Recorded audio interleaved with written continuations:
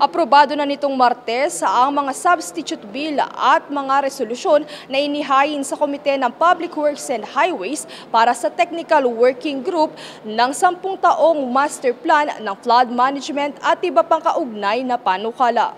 Ito ay matapos ang naging pagdinig ng komite kung saan tinalakay ang mga sumusunod na panukalang batas na nauugnay sa pagkukumpune sa daluyan ng tubig sa Metro Manila at ilang lalawigan sa bansa.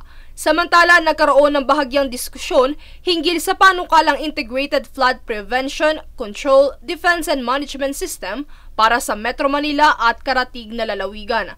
Inusig sa naging pagpupulong ang pondong inilalaan ng DPWH sa Metro Manila kung saan nabanggit ni Committee Chair at Surigao del Sur 1st District Representative Romeo Momo Sr.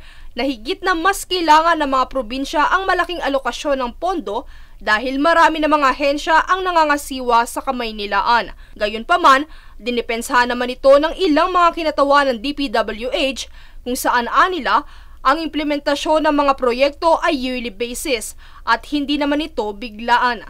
Sinabi rin ni Engineer Alex Bote, Officer in Charge Director ng DPWH, ang kahalagahan ng proyektong ito. Flood control prevention and defense play a vital role in protecting lives and properties. Also the infrastructure and the environment while also promoting social, economic, and climate resilience in communities around.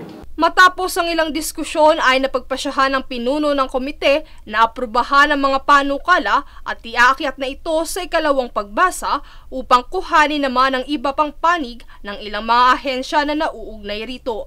Sa iba pang mga panukalang proyekto, aprobado na rin sa unang pagbasa ang House Bill 604, 1185 at 5787 na layong isaayos ang mga daan at tulay sa ilang probinsya sa bansa. Dahil dito, pinayagan ang pagtatatag ng isang technical working group na pamumunuan ni Bohol 1st District Representative Edgar Chato para pagsamasamahin ang mga panukalang batas na ito. Samantala, ang naging pagdinig ay dinaluhan at sinuportahan ng Department of Public Works and Highways, Department of Health, Department of Budget and Management, Department of Interior and Local Government at Department of Tourism. Princess Castro, nag-uulat para sa One Media Network.